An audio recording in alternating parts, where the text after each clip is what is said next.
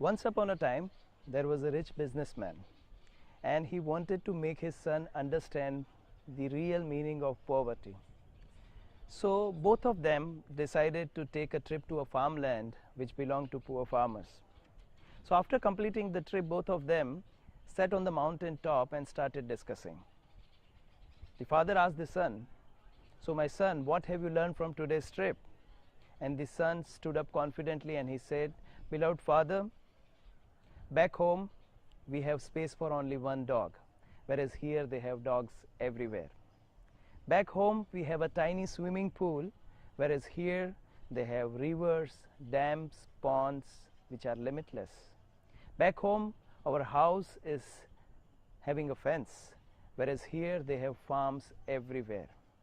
So he concluded with a smile on his face and he said to his father, "Father, today I have realized that how poor we are."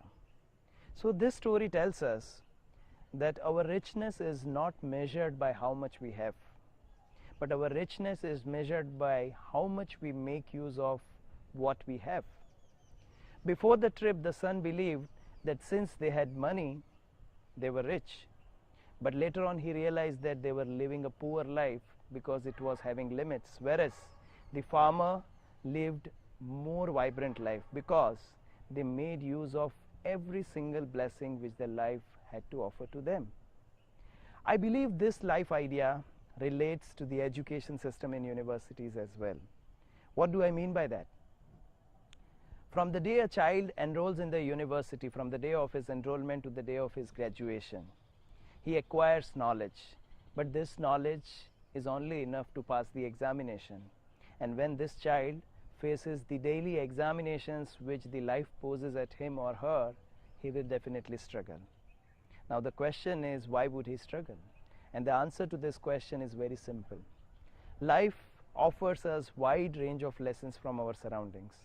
And in our lives, our surroundings are not like that of concrete walls of the classroom, but they are made up of challenges. They are made up of opportunities. They are made up of culture, moral, values and ethics. We might be having the best of the books and the best of the classrooms, but this might lead to knowledge which is very limited. This knowledge might not be enough to face the daily challenges which the life offers us. Deep within us lies a specific talent, a talent which hungers to come out. And this talent will only come out when we expose ourselves to our surroundings.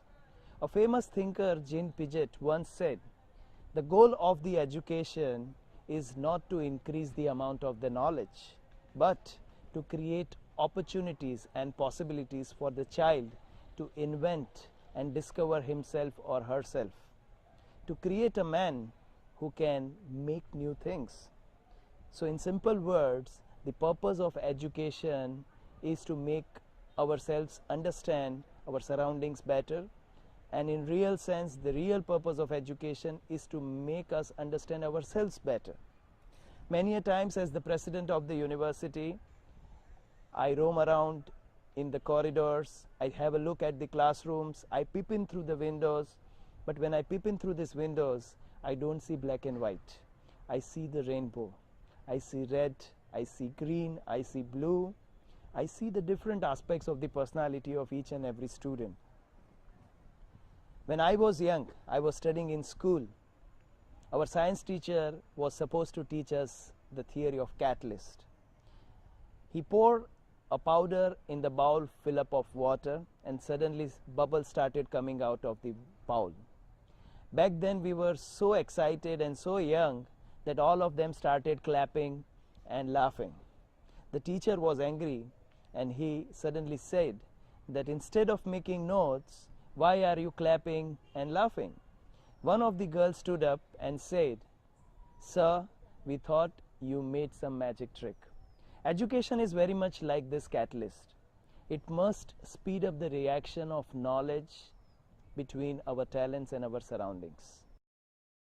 During recently held annual cultural festival of our university, which is called Doom 2018 at Parul University, I saw engineers becoming dancers. I saw medical students becoming fashion icons, and it was wonderful to see the pharmacists singing one of the most beautiful songs. This is the real purpose of education. It must make the student adapt to the different situations of life. And a week later, I was even more amazed to see our engineering students work on the problems of Indian Army during the annual technical festival called Projection 2018, and above all, trying to find out solutions to the problems faced by the Indian Army, and they presented these ideas in front of army officers. Now, this cannot be taught by any engineering textbook. This is something which you can learn when the education in the classroom makes you relate and understand with your society and your country. Once upon a time, there was a wedding of one of my friends. It was one of a very rich weddings, and there were many dishes on offer in the buffet during that wedding. So I was standing in a queue, and suddenly there was a man who was standing in front of me. He turned back and told me that, isn't it ironic that there is very small plate which is given to us to enjoy all these numerous dishes. In simple words, our classroom is very much like this tiny little plate which we are holding when we go through the buffet of education. We must not limit ourselves to little things. We must develop an inquiring attitude. We must learn from each and every incident which takes place during our student life. We must not make mistake of limiting our education to the classroom, and we must try to learn and understand from different extra and co-curricular activities which are going on in the university. We need to make sure that we are not holding tiny vessels when the education is offering us a sumptuous meal. We must learn to overcome challenges, and we must challenge our self-imposing attitude to achieve the highest level of success in life. Thank you very much.